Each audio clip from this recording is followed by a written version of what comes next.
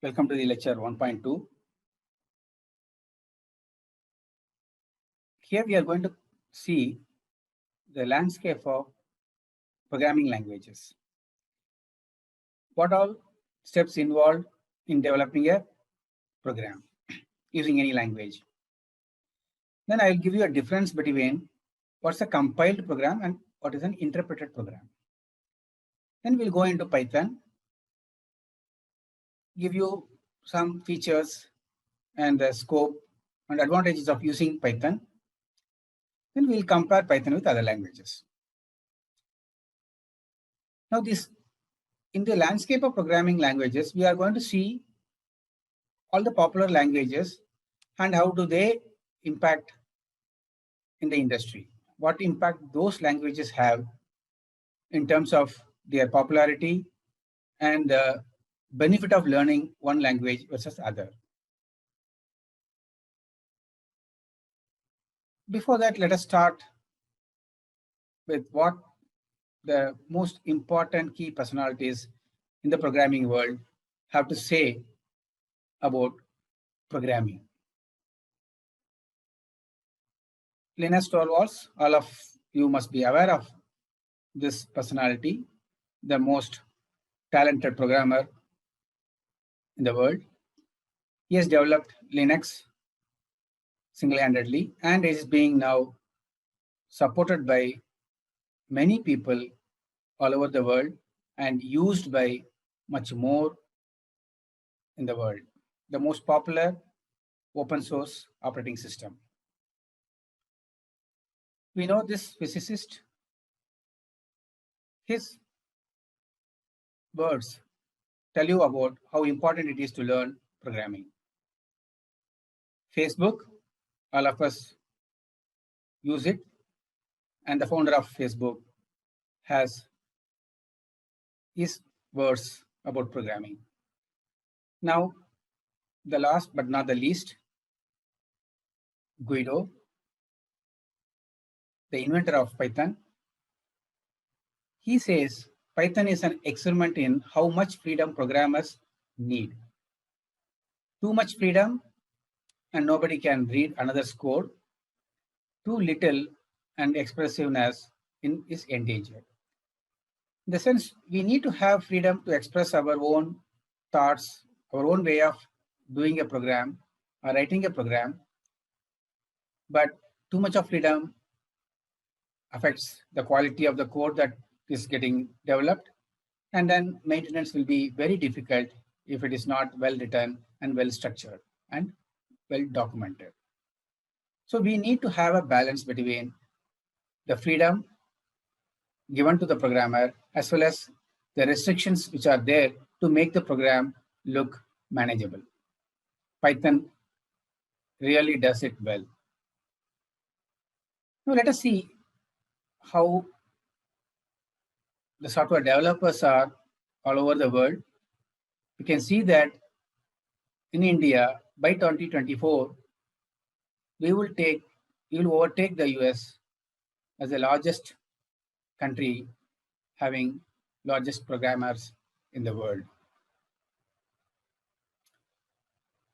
Now let us compare different languages in terms of how popular they are and how many people are using it, or in terms of not only using it, in terms of developing programs using those languages. And the areas in which they are being used is given here. You can go through it. I'm not going to read through every line of the details here. We are interested in Python in this course. It is third from the top, and it is not only restricted to these areas, it's there in multiple domains, including data analytics, AI, and much more. But it's not very popular in this. Now let us see what is the difference between a compiled language and an interpreted language. First, let us see how does a compiled program run on an operating system. we have C or C++ program. Let us take an example of a compiled program. I'm sure all of you are familiar with this. When you want to develop an executable or an application written in C, we need some tools, compiler, linker, to take in this C source code and then link it with library files which are specific to the language as well as the OS environment on which this application is expected to run, and then develop an executable. We are talking about executable because it's about Windows.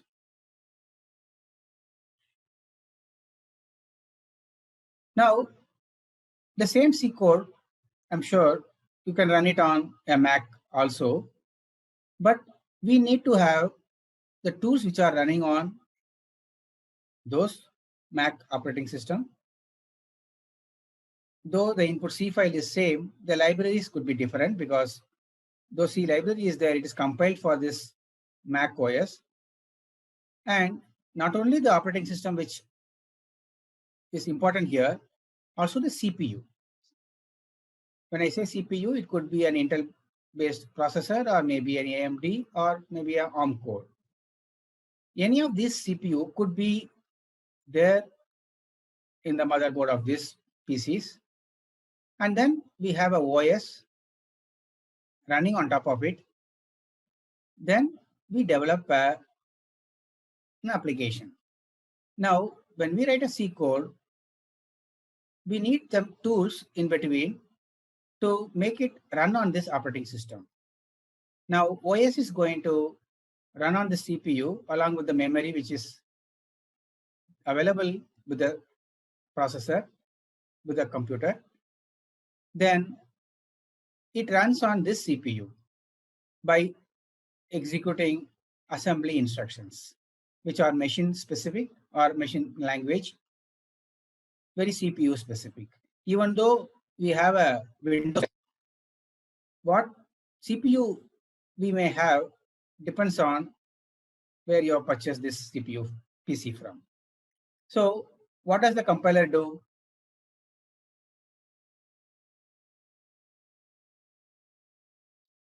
It generates assembly instructions which can run on these CPUs.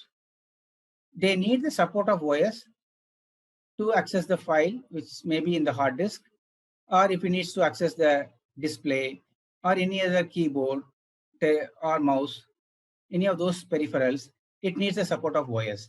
But whatever we write, the C code is converted into the assembly of that particular CPU, and with the help of OS, it interacts with the rest of the hardware, and the program runs finally on the PC.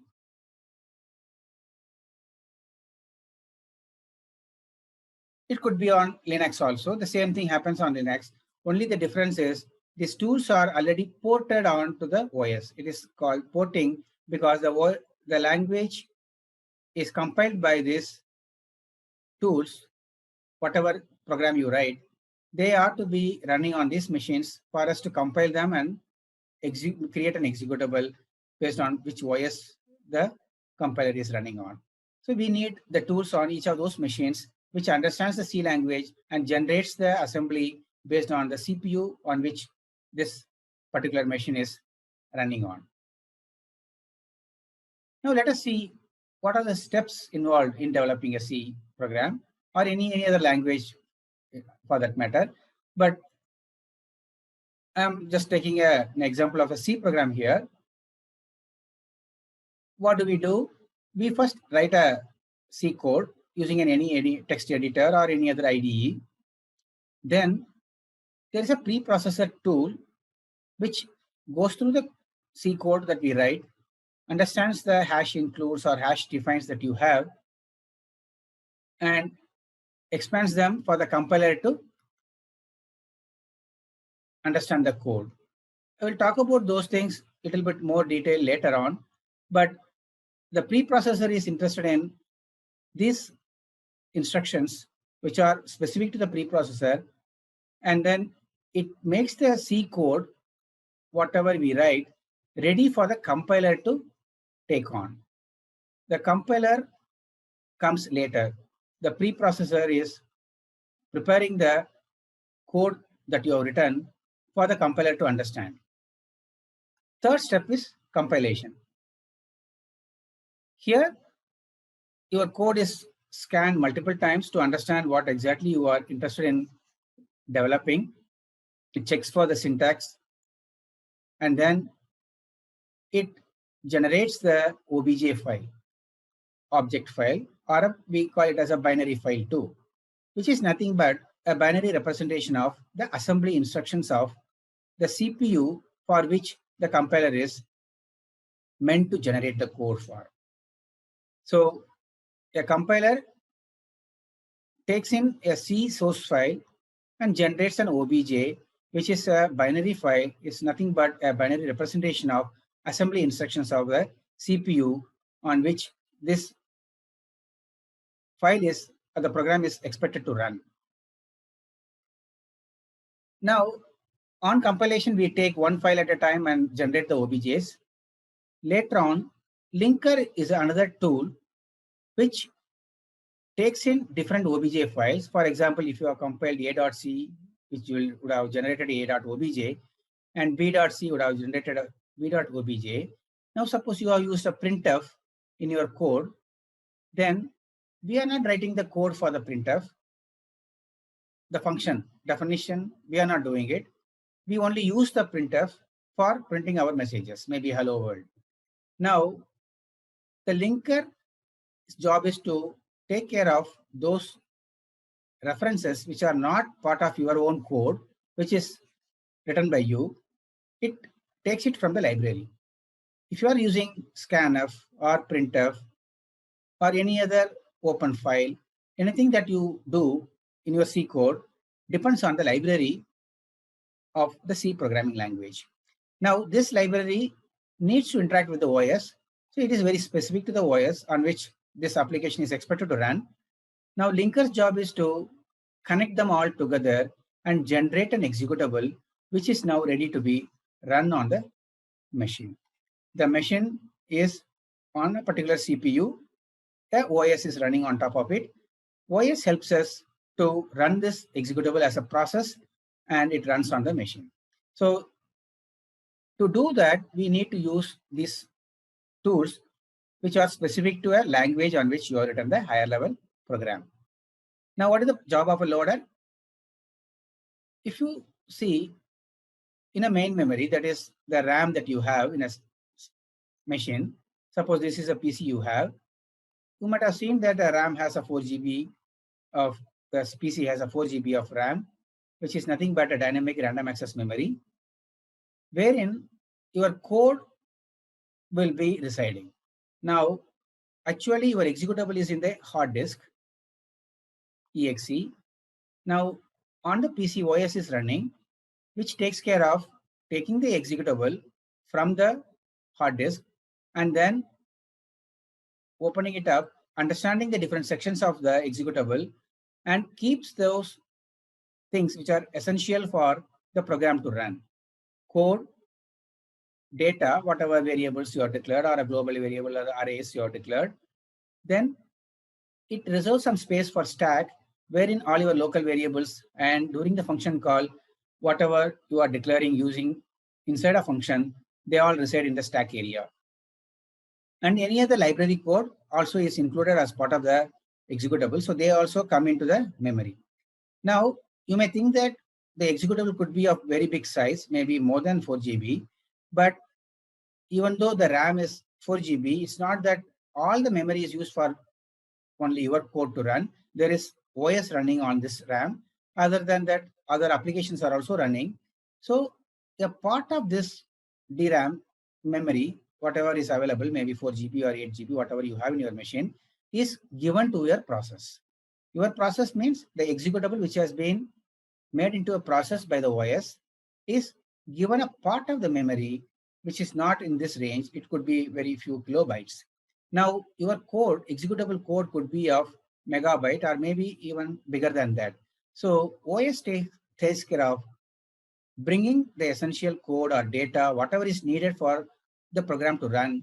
And as the program runs, it might be needing another part of the library or some piece of the code, which is brought as on need. Based on the need, they are brought into the memory and it runs. So OS always takes control of your executable while it is running on your machine. And it makes sure that whatever code or stack area and data needed by the program is available in the RAM for the CPU to execute it. Now CPU is accessing from the DRAM and it runs in there using its own registers. As I said, the executable is nothing but a set of assembly instructions. Those assembly instructions are understood by the CPU and the program runs. So this is what happens when you have a program written by in any language which needs to be run on the CPU. Then these tools and the operating system, they play a very important role in making sure that what we want at the end of the execution is happening on the CPU. Now, I hope this is clear to you. Now let us see what happens when you run a Python program. Python is a little different from a higher level language like C or C++, which is a compiled language. As I told you, the steps involved in compilation is finally generating an assembly code which runs on the CPU. Whereas Python does not generate assembly code, but it generates a bytecode. Now, when you write a Python code in a text file similar to what you do in C program, it is initially compiled by the Python compiler, which generates bytecode. Bytecode is a set of instructions which are similar to whatever assembly instruction that I said, which is specific to the CPU, could be from Intel or ARM or maybe AMD. Here, the bytecode is irrespective of whatever is the CPU on which this is expected to run the program. Bytecode is a virtual machine. Virtual machine means it is not specific to any CPU. It's its own instruction, set of instructions, which are understandable by a machine, which is a software called PVM or Python Virtual Machine. This virtual machine understands the bytecode and converts it into equivalent assembly code based on the CPU on which this PVM is running, and it helps us in compiling our Python code, and the converted bytecode runs finally on the CPU with the help of PVM. Now, we'll see that because of this indirection, wherein the actual code is not running directly on the CPU, the Python is expected to run much slower than a language which directly runs on the CPU. That is the reason you see that the Python is slower than any other language, which are not interpreted. It is called interpreted because the language Python code is converted into an intermediate bytecode, which finally runs on the CPU, which is different from a compiled code. And one more difference in the interpreter is it takes care of every instruction and understands it, and the equivalent bytecode, this is the Python code, this is the equivalent bytecode, which is running on the PVM, which is nothing but a software, and which takes care of converting them into the ASM assembly code and running it on CPU. So these are the levels of execution, because of which we see that Python code is much slower compared to other languages, which are compiled code. It's written in text file. The convention is .py convention. Extensions are there for the Python file. They are compiled into PYC, a compiled bytecode file by the compiler, Python compiler, and it generates bytecodes. So PYC is a binary file consisting of bytecodes, and the bytecodes are not run on the CPU, it is understood by the virtual machine, which in turn generates a equivalent CPU instructions that runs on the CPU. Now, if the Python code that we write needs to run on any of these operating systems, we need to have the PVM ported already on those machines. That's why we need to install the Python on these machines before running any Python code on it, because we need to have a Python virtual machine which takes care of converting the Python code into a assembly code. And the tools used are the compiler and the interpreter, which helps us in translating the Python code to finally a CPU understandable assembly code. PVM is an abstract machine that enables a computer to run a Python program. Each platform should have a PVM ported already. An instance of PVM runs as a process within which your Python code runs. PVM converts each bytecode into assembly instruction. The PVM is machine independent. As I told you, irrespective of whatever the CPU or the OS, PVM is independent of them. That's why it's called machine independent bytecode, whereas what it generates finally to make it run on CPU is a processor dependent assembly instructions. It is similar to Java, where Java virtual machine is used for the Java programs to run. This is PVM here. So Python code is initially understood by the compiler. Any syntactical errors are caught. Then bytecode is generated by the compiler, which is understood by the interpreter and executes it on the PVM, which finally helps us in running a Python program. Before the interpreter takes over, Python performs 3 other steps: lexing, which is nothing but understanding that every token or a variable or even the operators that you have it in your code is understood by the compiler, which is called lexing. Then it parses the whole instruction line by line, understands the Python code that you have developed. Then once it is syntactically correct, it generates a bytecode.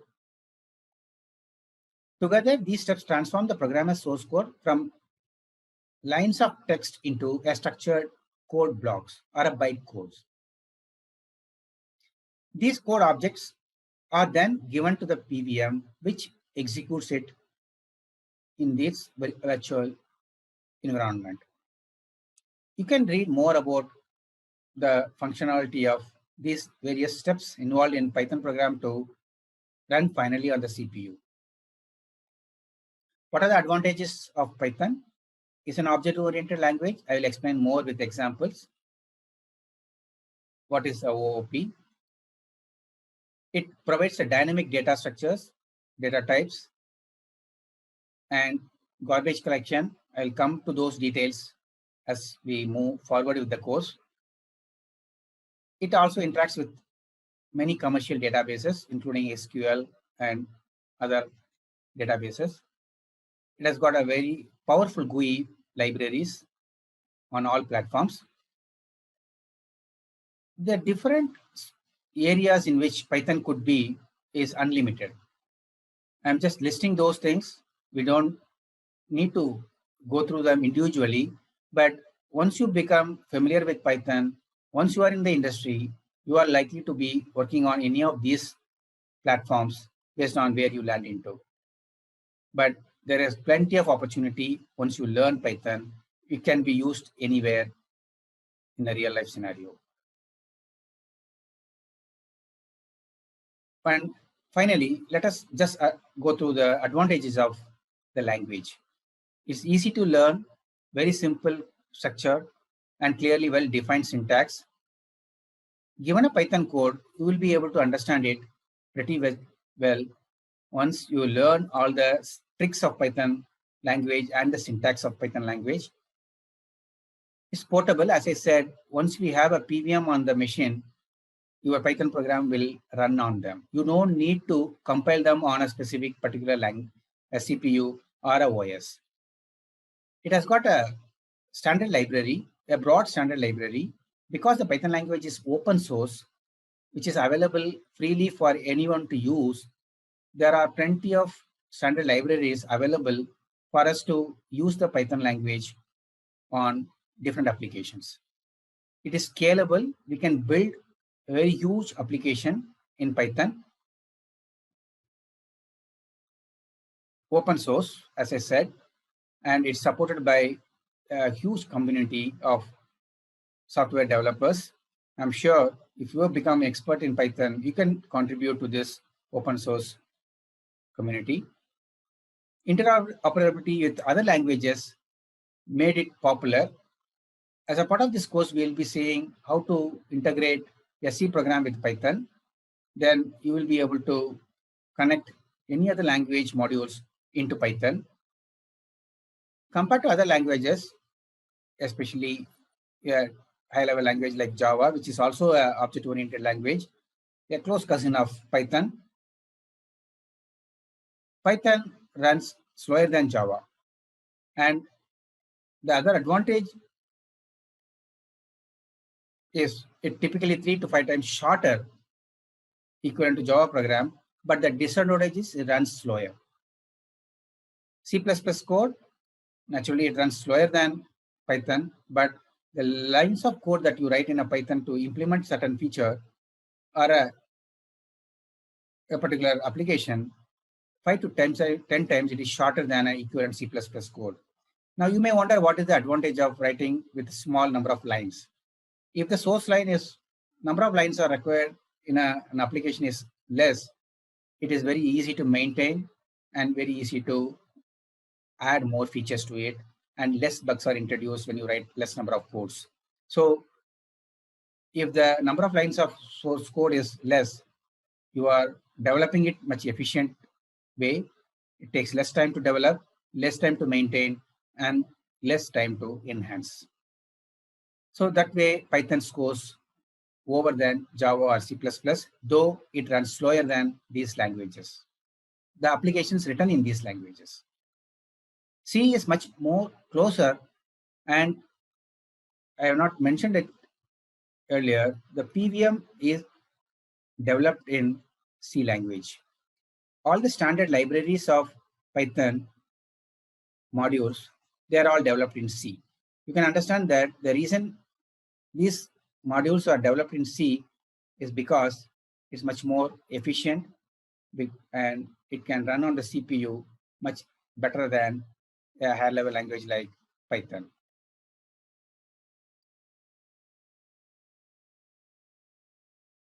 Perl is a closer cousin of script language, and the Python also has picked up a lot of features from Unix and the scripting language like C, Bash script or C sharp. Those kind of other languages also being used, and the Python takes the best features of all the languages and comes up with a construct which are easy to use, and we can develop Python code in less number of lines, which are less error prone and easy to maintain, though it's little slower than any of these languages that are listed here. So this comes to the end of this section. In this lecture, we learned about what are the programming languages in the world which are popular, and we saw the difference between compiled version as interpreted language.